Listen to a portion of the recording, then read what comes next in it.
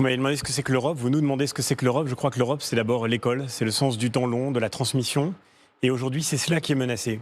Cette photo, c'est celle d'une école de La Verrière. Je suis là avec Nicolas Dainville, le jeune maire de cette commune, au lendemain des émeutes de l'été dernier, dans cette école qui a été incendiée comme tant d'autres en France. Cette image, c'est toute la crise de l'Europe et la crise de la France dans l'Europe, parce que nous avons besoin de retrouver nos repères, nous avons besoin de retrouver le sens de ce que nous sommes, de retrouver l'autorité de nos États, de retrouver la capacité à garantir la sécurité des citoyens tous les jours et pas seulement dans les moments où, comme on l'a vu au cours des émeutes, elle est particulièrement en danger. Aujourd'hui, c'est tous les jours que cette autorité est défiée. Et pour ça, il faut évidemment que l'Europe change de cap. Il faut qu'elle nous permette de retrouver nos frontières, il faut qu'elle rende nos pays plus souverains, il faut qu'elle nous redonne la maîtrise de notre destin. Si nous voulons retrouver le sens de ce qu'est l'Europe, le sens de ce temps long, le sens de ces repères qu'il nous appartient de transmettre, eh bien, je crois qu'on a besoin de reconstruire le travail de l'Europe aujourd'hui au service de nos pays. Et cela, c'est la droite européenne qui peut le réussir demain. La Russie doit-elle être considérée comme une menace, là, aujourd'hui, pour l'Europe? Pas seulement l'Ukraine, mais l'Europe tout entière. Bien sûr, la Russie menace à travers l'Ukraine l'Europe et elle menace aussi nos pays de manière très directe. Et aujourd'hui, je crois qu'il est nécessaire d'ouvrir les yeux sur la réalité du danger qu'elle représente pour nous.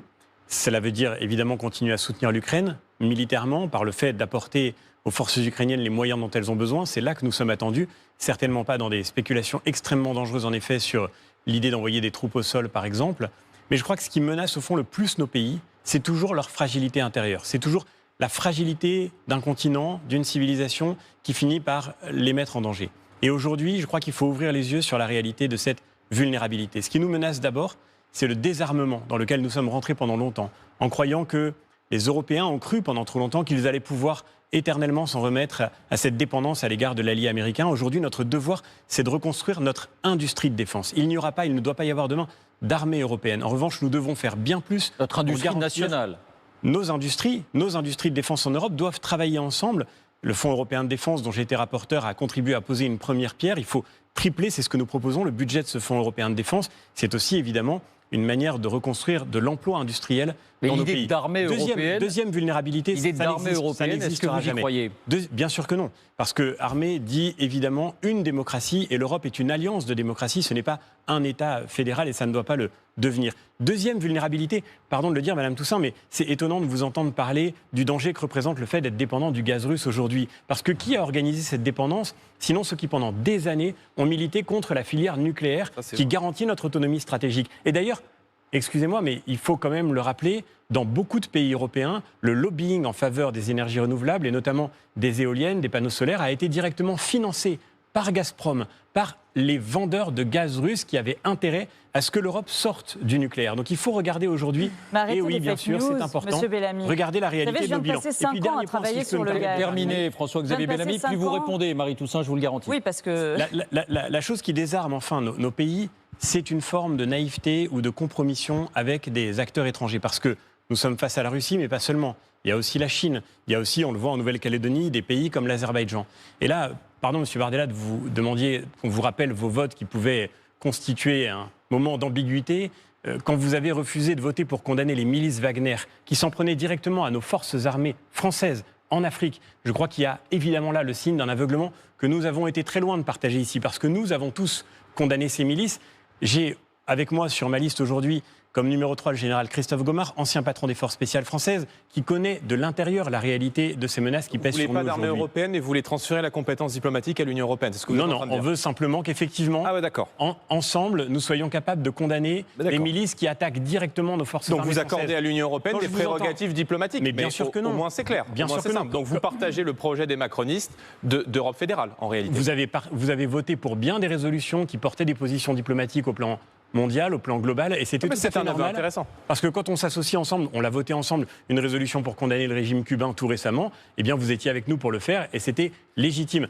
Pardon, mais quand vous évoquez la manière dont aujourd'hui un pays comme l'Azerbaïdjan ou un pays comme la Russie sont en train de tenter de déstabiliser la France, y compris par exemple à Mayotte, j'observe que ce sont vos propres amis, vos alliés du groupe ID qui réclament que Mayotte soit donnée aux Comores, un département français. Et il aura fallu que ses amis, que ses C'est alliés. votre présidente de Il Commission aura fallu européenne que qui est ses membre de amis, votre parti que ses politique alliés- européen qui a été allé chercher du gaz en Azerbaïdjan, Et monsieur nous Bellamy. l'avons Donc si condamné vous êtes cohérent, immédiatement. Nous l'avons à ce condamné moment-là, il faut... immédiatement, monsieur Oui, mais Bardella. vous condamnez en restant à l'intérieur. Bien sûr que Moi, non, si c'est je suis en c'est nous désaccord qui ferons. avec un positionnement C'est dans nous mon qui mouvement ferons. politique, je Si je sors peux de me mon permettre de mouvement terminer, politique. je vois que vous êtes un peu nerveux, mais si je peux me permettre de terminer Pas du simplement tout, sur ce mais point. on comprend qui est votre véritable Laissez terminer adversaire ce soir. Vous François-Xavier devriez Bellamy. plutôt vous attaquer à Non, ce pas Laissez du tout. terminer pouvoir à votre François-Xavier gauche, monsieur Bellamy. Bellamy. Mon véritable adversaire, c'est tout ce qui désarme nos pays. Et effectivement, je vois que malheureusement, derrière l'appel à la fermeté retrouvée, il y a aujourd'hui beaucoup trop d'ambiguïté dans la ligne que vous aurez défendue au cours des dernières années. Vous demandiez qu'on vous rappelle quelques souvenirs. Je crois que c'était important de le faire.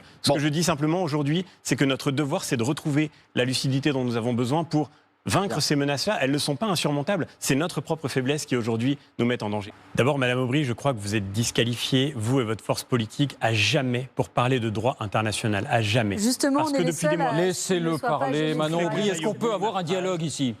Parce que depuis des mois au Parlement européen, vous et vos amis, comme dans le débat politique français, vous avez toujours refusé de dire que le 7 octobre est un attentat terroriste J'ai pas de islamiste problème à le et de dire. qualifier le Hamas Pas de problème à d'organisation le dire. terroriste. J'ai pas de problème à le dire, monsieur. Vous avez Bellamy. refusé de le vos voter. Il candidats et faut vos rafraîchir la politiques. mémoire à tout le monde ici, J'ai pas de problème à le semble-t-il. dire. Mais Vous avez allez-y, je refusé vous de le Et réponds. voter. laissez-le Allez-y. s'exprimer quelques instants. Si pardon vous de le dire. daignez écouter les autres. Vous avez sur votre liste aujourd'hui une candidate, Madame Rima Hassan, qui, quand on lui pose la question de savoir si l'action du Hamas est légitime, après le 7 octobre, répond à cette question oui. Vous pourrez trouver toutes les explications que vous voudrez. À la fin, ce oui est impardonnable. Et ne prétendez plus jamais donner des leçons de droit international. Moi, je trouve cette décision de la Cour pénale internationale, en tous les cas, le réquisitoire de ce procureur, manifestement militant, je trouve ce réquisitoire absolument scandaleux. Que la population de Gaza soit aujourd'hui en enfer, tout le monde en convient.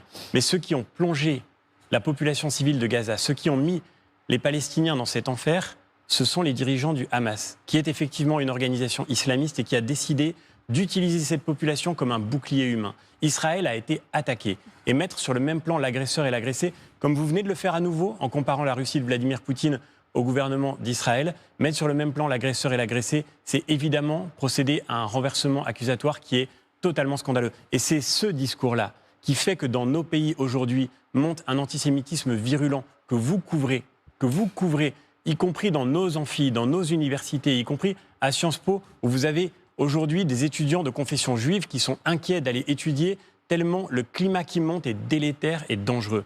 Moi, ce qui me marque, Valérie Hayé, c'est que cet antisémitisme-là, cet incroyable renversement de la logique même des droits fondamentaux, on voit l'extrême gauche s'y livrer depuis malheureusement trop longtemps. Mais ce qui me frappe, c'est que votre gouvernement est incapable de le dénoncer. Et que quand la Cour pénale internationale émet ce jugement scandaleux, ou en tous les cas ce réquisitoire, le gouvernement français soutient la Cour pénale internationale. Mais le réquisitoire a donné lieu à un soutien exprimé par le gouvernement français quand d'autres gouvernements du monde, eux, ont décidé au contraire de dire leur indignation devant cet acte militant. Eh bien, je crois que dans un moment comme celui-ci, on n'en est pas à dire le respect, mais au contraire l'inquiétude qu'un tel jugement doit susciter. Quand ces manifestations à Sciences Po se poursuivent, votre gouvernement approuve l'accord passé entre la direction et les étudiants qui bloquent, accord de la honte, au lieu, au contraire, de mettre fin On dévie, pardonnez-moi. On dévie. Manon Aubry, je ne sais pas si vous voulez répondre. Quand le président iranien meurt avec du sang sur les mains, vous êtes bien exprimé. votre président du Manon Conseil Aubry vous répond présente ses 30 condoléances. secondes et on Je fait suis tourner désolé la de le parole. dire, mais vous avez perdu vos repères. S'il vous plaît. Il y a beaucoup de raisons pour lesquelles, pendant longtemps, le dossier calédonien a été traité par Matignon. Et je ne suis pas sûr que ce soit le président de la République qui soit le mieux placé pour le résoudre, pour plein de raisons institutionnelles. En dehors de ça, le vrai sujet aujourd'hui, c'est comment on répond à cette flambée de violence. Et ce qui arrive en Calédonie, je le dis en 15 secondes, c'est ce qui arrive partout en France. Le grand danger serait qu'aujourd'hui, l'État donne le sentiment qu'il cède à la violence. On peut discuter indéfiniment de la meilleure manière de construire l'avenir. Mais après 3 référendums, le défi, c'est de faire en sorte que prévale la démocratie et l'expression souveraine des Calédoniens, quelles que soient leurs origines, quelle que soit leur couleur de peau, qui ont dit qu'ils voulaient rester français. Et cela ne doit pas être remis en cause parce qu'il y a des gens qui ont décidé de mettre en œuvre la violence, le pillage, le crime, parce que 2 gendarmes sont morts. Et ceux qui aujourd'hui promettent que parce que la violence a eu lieu, on va organiser un nouveau référendum, en réalité prolonge le grand drame de la France depuis trop longtemps, depuis Notre-Dame-des-Landes, qu'à la fin, la petite minorité qui sème la violence et qui est déterminée au pire est capable de l'emporter sur la décision démocratique de la majorité qui doit rester souveraine à la fin. François-Xavier Bellamy, Toutes quand les vous nuances de la gauche entendez sont en train de barrière s'exprimer. commerciale, planification, est-ce que vous dites oui? Moi, je pense qu'il y a deux éléments fondamentaux qu'on ne peut pas séparer. La première chose qui nous fragilise, c'est d'abord le fait qu'on se met des boulets aux pieds à nous-mêmes. Et ce que demandent nos entreprises, c'est pas d'abord qu'on leur apporte plus de subventions publiques, c'est qu'on les laisse travailler, c'est qu'on les libère. Ce que demandent nos agriculteurs, c'est qu'on les laisse produire. Aujourd'hui, prenons l'exemple de l'agriculture. Céline Imar, qui est numéro 2 sur notre liste, me racontait, c'est qu'on les protège, mais attention, il faut prendre les deux choses en même temps. Ce que demandent les agriculteurs, ce que me disait Céline Imar, aujourd'hui en Europe, vous avez une concurrence déloyale de l'huile de palme chinoise importée par contrebande. L'Europe en est encore à tenter de lancer des enquêtes. Il faut mettre fin à cette concurrence déloyale. C'est 70 000 agriculteurs en France qui sont touchés par cette plaie. Donc sortir de la naïveté. Mais simultanément, la réponse de notre Union européenne sur ces sujets-là, sous l'impulsion d'une majorité qui, au cours de ce dernier mandat, allait de la gauche aux élus macronistes, en incluant l'extrême gauche et les Verts, ça a été d'organiser la décroissance de la production en Europe. Et c'est ça aussi le problème. Parce que vous me dites aujourd'hui, c'est une catastrophe. L'automobile électrique chinoise va inonder nos marchés. Mais grâce à qui ? Pardon, mais grâce à qui ? Mais grâce à vous, Monsieur Bellamy, c'est vous qui avez le plus gros groupe au Parlement européen, c'est vous qui êtes à la tête de la Commission européenne. Essayez pas de rejeter la faute sur les autres. Moi, j'ai jamais voté les accords de libre-échange. J'ai toujours voté contre. Par contre, c'est votre groupe qui l'a mis en place. Et donc, c'est de l'hypocrisie. C'est de l'hypocrisie. Non, il y a un accord d'investissement, mais c'est pareil. Il n'est pas du tout passé cet accord d'investissement. C'est pas une question de libre-échange. Vous avez voté, comme vous, ici, pour imposer 100% de véhicules électriques à partir de 2035. Et ce faisant, vous avez fait le cadeau exceptionnel. Vous avez mis en place et défendu un modèle économique qui a appauvri nos entreprises, nos agriculteurs et nos sociétés. Et vous rejetez aujourd'hui la faute sur les vôtres. C'est vous qui avez le pouvoir depuis 20 ans. Bellamy termine, vous répondez Marie Toussaint. Très bien.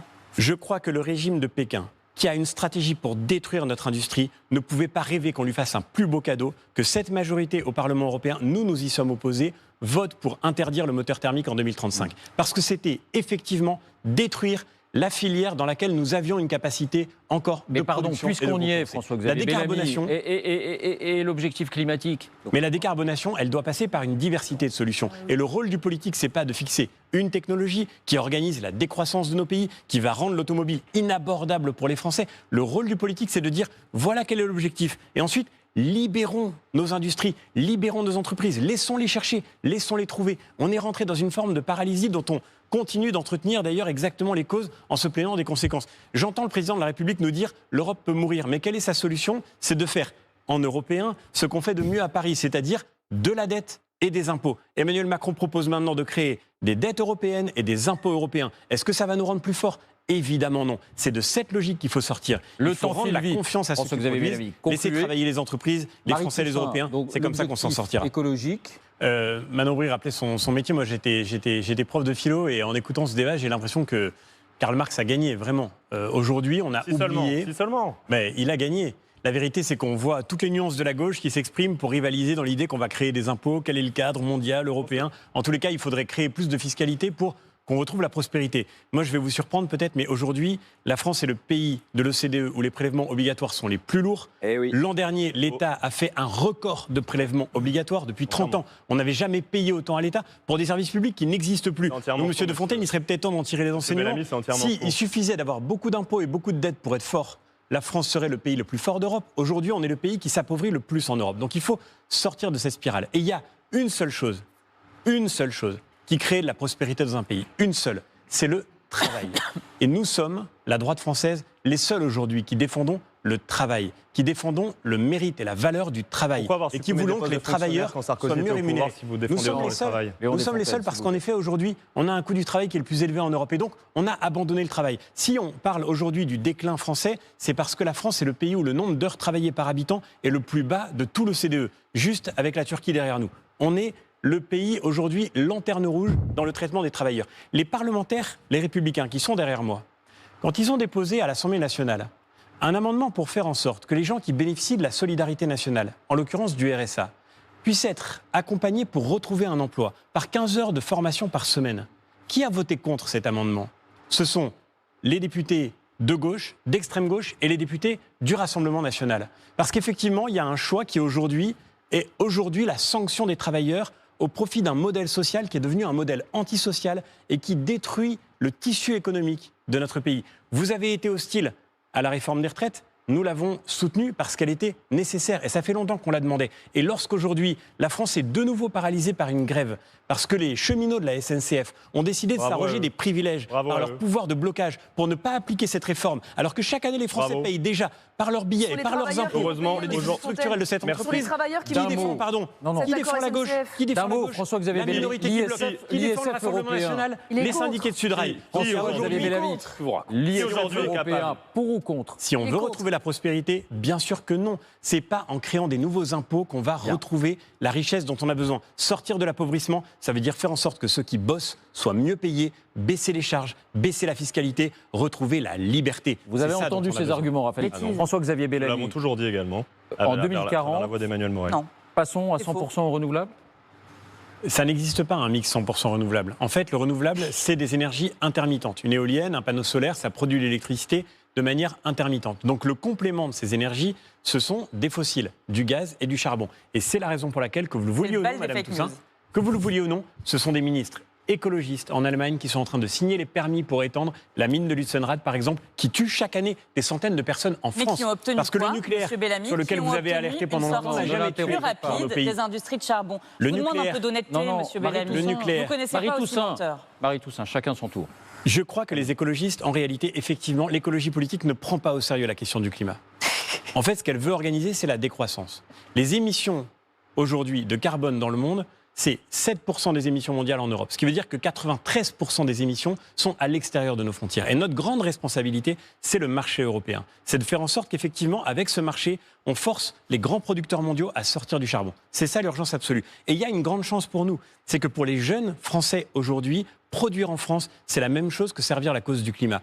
Produire en France parce que grâce au nucléaire, on a la chance de compter sur l'énergie qui fait qu'on a le point de PIB le plus décarboné de toute l'Europe. Donc le vrai sujet pour nous, c'est pas de saccager nos paysages, nos rivages, en créant d'ailleurs un impact environnemental terrible, en mettant partout des mâts d'éoliennes, c'est de faire en sorte de reconstruire une ambition nucléaire qui nous permette de continuer de compter sur cette énergie qui garantit notre souveraineté, notre sécurité énergétique et aussi la maîtrise des prix pour les consommateurs. J'ai été le seul au Parlement européen à me battre pour inclure le nucléaire dans les énergies décarbonées. Il en était systématique. Et vous avez voté, Madame Hayé, vous avez voté contre le nucléaire à toutes les occasions possibles. Quand j'ai proposé un amendement pour inclure le nucléaire dans les fonds REPowerEU, toute votre délégation s'y est opposée. Parce que Monsieur Canfin, mais le nucléaire n'est pas une énergie de transition, Madame Hayé, c'est une énergie durable et il faut investir durablement dans cette filière. Et la vérité, c'est que vous ne pourrez pas vous sortir du fait que M. Canfin, qui pilotait votre délégation sur ces questions, est antinucléaire. Vous ne pourrez pas échapper au fait que c'est votre majorité, que c'est votre président qui a fait fermer Fessenheim, que la PPL, la programmation pluriannuelle de l'énergie, de l'énergie que vous avez votée, alors laissez la réponse. La fermeture de 14 réacteurs nucléaires en plus de ceux de Fessenheim de manière anticipée, et qu'elle est toujours en vigueur parce que vous ne l'avez toujours pas abrogée. En réalité, le seul camp qui a défendu le nucléaire, vous avez nôtre. Ni pour que les logements soient payés par les Français. Politique d'intégration efficace, c'est la réponse aux problèmes migratoires? Moi, je ne sais pas tellement dans quel monde vit la gauche aujourd'hui. J'ai été il y a quelques jours à Mayotte. Vous parliez des bateaux. Mayotte, c'est l'exemple de ce que vit l'Europe, c'est l'exemple de ce que vit la France. L'incapacité à maîtriser nos frontières déstabilise toute la société. Et elle met en danger, évidemment, nos services publics, parce qu'aujourd'hui, Mayotte manque de tout. Les Mahorais manquent même d'eau. Ils n'ont plus accès à leur hôpital. Leurs écoles sont saturées. La vérité, c'est que quand on ne maîtrise pas ces frontières, on crée de la misère à grande échelle et du malheur à grande échelle. Parce qu'en réalité, si aujourd'hui on a un devoir de sauver, et vous avez raison de le dire, Raphaël Glucksmann, alors il faut d'abord commencer par mettre fin à cette impuissance dans la maîtrise des frontières des pays européens. Parce que c'est cette impuissance qui fait la crise migratoire. S'il y a des gens qui meurent aujourd'hui en mer Méditerranée, et ça devrait nous empêcher de dormir, c'est pas parce que l'Europe a des frontières, mais c'est parce que l'Europe n'a plus de frontières. Et c'est parce que tout le monde sait que si vous arrivez à mettre le pied sur le sol européen, y compris d'ailleurs grâce à ces réseaux qui effectivement complètent le travail des passeurs, beaucoup de gens arrivent à Mayotte avec les noms d'associations qu'ils ont dans leurs papiers parce qu'ils savent exactement comment fonctionnent les filières et ils ont payé pour ça. Si on se retrouve aujourd'hui dans cette situation d'impuissance, c'est ça qui fait que des gens risquent leur vie et parfois perdent leur vie en tentant d'arriver en Europe. Donc le vrai sujet, c'est comment on retrouve des frontières. Et nous, notre proposition, elle est très claire. Il faut que l'Europe assume de soutenir les pays de première entrée dans la défense de leurs frontières. C'est ça la solidarité européenne. Pas de répartir les migrants entre les pays européens, parce que ça, c'est gérer notre impuissance. Ça veut dire typiquement aider les pays qui, comme par exemple pour les frontières terrestres, la Grèce la Bulgarie, la Pologne, les pays baltes ont demandé pendant des années à l'Union européenne de les aider à construire des murs à leurs frontières extérieures. Nous avons déposé un amendement pour que le budget européen puisse être utilisé pour cela. Vous l'avez combattu. La gauche, les macronistes, vous, Madame Hayé, vous disiez que c'était même une position ignoble. Moi, je dis que ce qui est ignoble, c'est de désarmer nos pays sur le sujet migratoire. Parce que c'est l'avenir de nos sociétés qui se joue. Et c'est l'équilibre du monde de demain. Et j'ajoute une dernière chose. Vous avez mis le débat sur la question... Dernière chose très rapide. Vous avez mis le débat sur la question de l'immigration illégale. Évidemment, c'est un immense sujet. Un sujet aussi de sécurité d'ailleurs. Parce qu'on sait que la porosité de nos frontières a favorisé aussi les opérations terroristes sur le sol de nos pays. Mais le vrai sujet aussi, pour un pays comme la France, c'est l'immigration légale. Parce que sous la responsabilité du gouvernement actuel, nous n'avons jamais accueilli autant d'immigration légale. Et c'est ça aussi, à la fin, qui contribue à la fragilité, à la tension, à toutes les fractures qui traversent nos sociétés. Je crois qu'il est temps de retrouver le sens de la réalité. Et malheureusement, ça supposera, évidemment, parce qu'on aura vécu cette expérience de l'impuissance pendant les années passées, ça supposera un changement de cap très profond en Europe, mais aussi en France. J'espère que cet échange aura éclairé les Français sur les vrais enjeux de l'élection européenne. Parce que je vois qu'aujourd'hui encore, dans le débat démocratique, on essaye de leur expliquer que le sujet, c'est le retour du second tour éternel entre M. Macron et Mme Le Pen. Le vrai sujet de cette élection, c'est le débat qui se structure au Parlement européen entre la droite et la gauche européenne. Et aujourd'hui, beaucoup ont partagé leurs idées, leurs avis, leurs projets, mais nous avons la responsabilité, nous, la droite française, de pouvoir mettre en œuvre le projet qui permettra à l'Europe de se reconstruire et de rendre aux Français les moyens de maîtriser leur destin. Parce que nous appartenons au PPE, qui est la première force politique européenne, qui demain va diriger l'Europe, parce qu'elle aura la majorité aussi bien dans les gouvernements européens qu'au Parlement européen et à la Commission européenne. Et donc, le changement de cap dont l'Europe a vraiment besoin, c'est nous qui pouvons le porter. C'est nous qui pouvons faire entendre la voix des Français demain au Parlement européen. Pendant 5 ans, les macronistes auront fait la politique de la gauche et le Rassemblement national aura fait la politique de la chaise vide. Ils ont gagné l'élection européenne en 2019. Qu'est-ce que ça a changé pour la France ? Qu'est-ce que ça a changé pour les Français ? Je crois qu'il faut tirer le bilan aujourd'hui de cette dernière mandature et constater que tous les combats nécessaires pour le pays et pour l'Europe, ils auront été menés au sein de la droite européenne. C'est cette droite que je veux reconstruire pour faire en sorte que demain, elle puisse faire gagner la France au Parlement européen.